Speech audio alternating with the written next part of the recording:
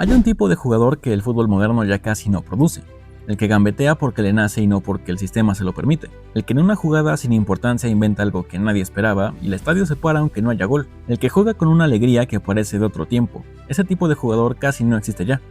Y el último que queda, con 34 años, con la rodilla operada 2 veces, después de 3 años peleando contra su propio cuerpo, acaba de ser convocado al Mundial.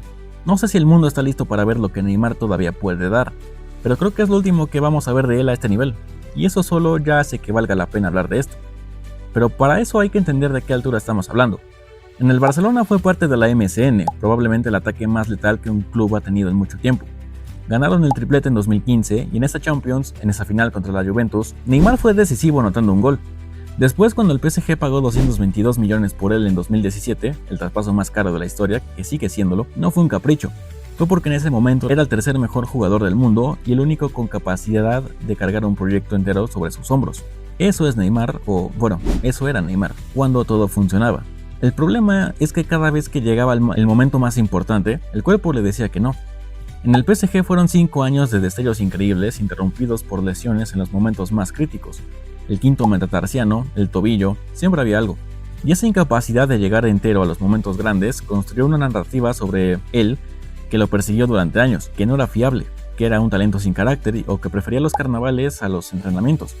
Esa narrativa es injusta y también tiene algo de real, y entender eso es importante para entender lo que pasó después.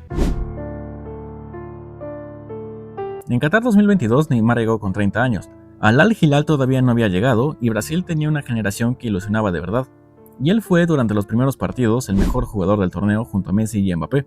En cuartos contra Croacia marcó en la prórroga, Brasil ganaba y parecía que finalmente iba a ser el mundial de Neymar, y entonces se dejaron empatar y llegó la tanda de penales, y Brasil perdió.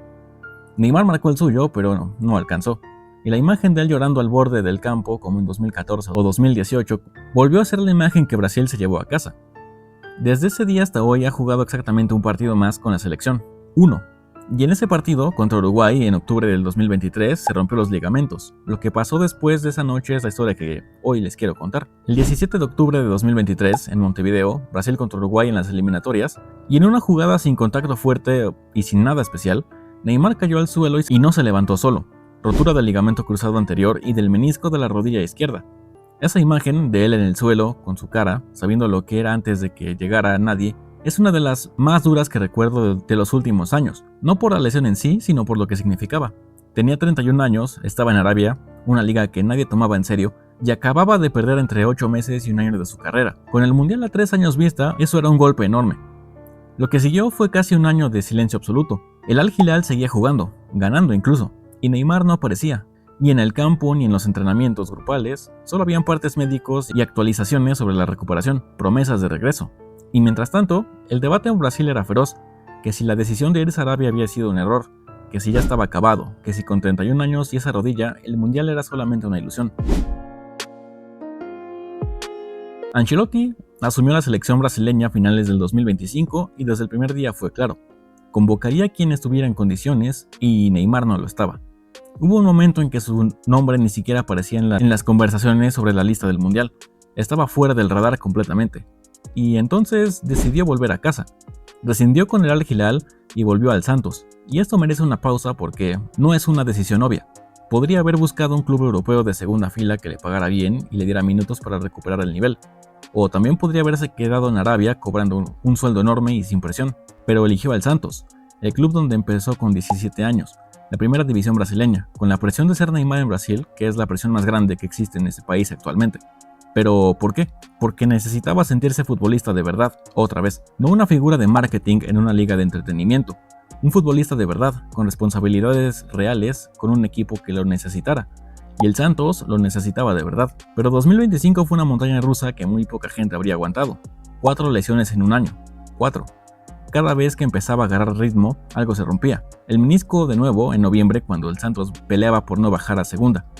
Los médicos le dijeron que se operara, que era lo correcto, que si seguía jugando con esa rodilla se arriesgaba algo peor, y Neymar dijo que no. Decidió jugar con dolor, con el Santos en zona de descenso, a 3 partidos del final de la temporada, consciente de que podría hacerse más daño y consciente de que si el Santos bajaba, su plataforma para llegar al Mundial desaparecía.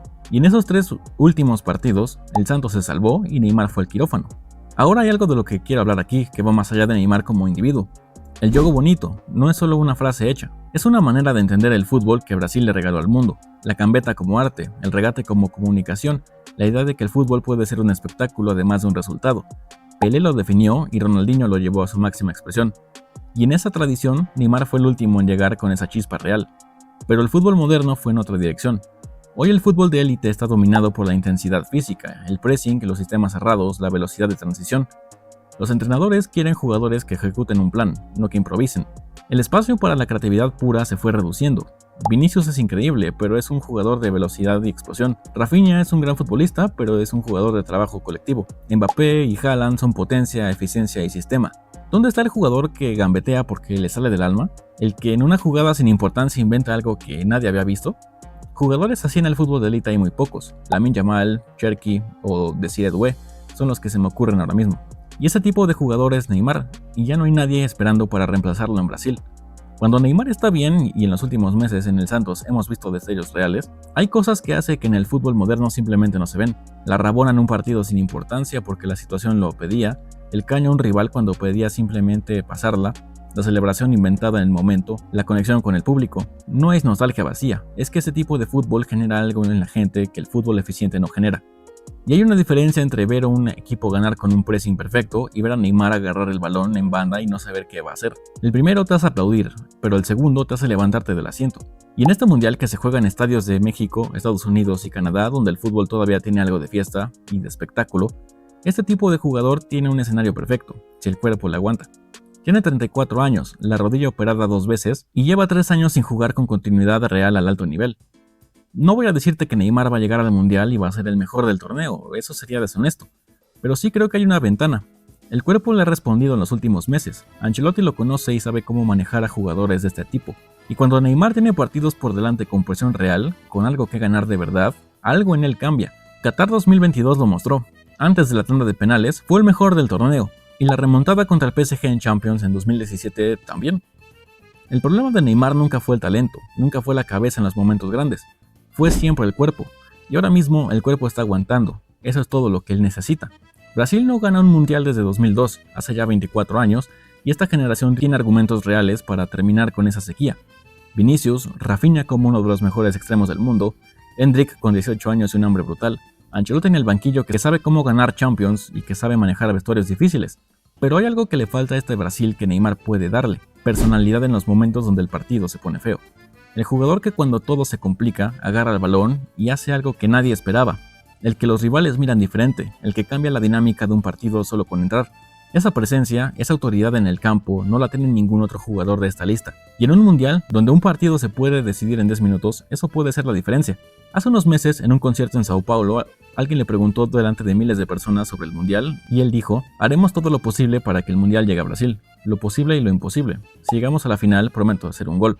En ese momento no estaba ni en la prelista, Ancelotti no lo había convocado ni una sola vez.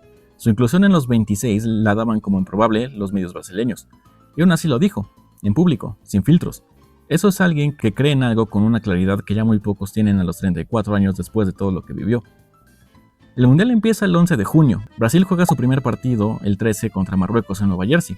Y si las cosas salen como Neymar las lleva planeando desde aquella noche en Montevideo, si el cuerpo aguanta, si Ancelotti le da minutos y si Brasil avanza, vamos a ver algo que probablemente no volveremos a ver jamás.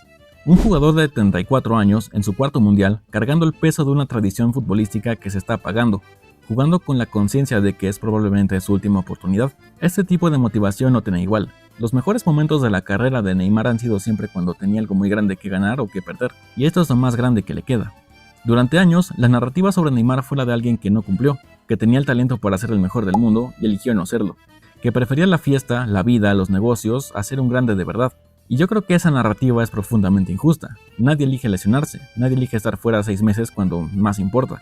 Y nadie que no quiera de verdad vuelva al Santos con 32 años, juega con el menisco roto para salvar al club del descenso y pasa 2 años esperando una llamada que no llegaba. El fútbol le debe verlo en este mundial sin el peso de ser el salvador de Brasil, sin la expectativa imposible. Solamente verlo jugar, disfrutar de lo que todavía puede dar, porque cuando se acabe, vamos a echar de menos este tipo de fútbol, mucho más de lo que creemos ahora mismo. El mundo no está listo para el último prime de Neymar, no porque vaya a ser el mejor del torneo, puede que no lo sea, sino porque no está preparado para ver a alguien jugar con esa mezcla de alegría y urgencia que solo da a saber que probablemente sea la última vez. Y ahora te pregunto a ti, ¿qué expectativas tienes con Neymar en este mundial? Yo lo tengo claro. El juego bonito no desaparece hoy. Todavía tiene un mundial por delante. Si el video te gustó, no olvides darle like y suscribirte para más. Te dejo estos videos que pueden interesarte. Te veo ahí. Eso es todo en Jules FC. Nos vemos en el próximo video. Abrazo, adiós.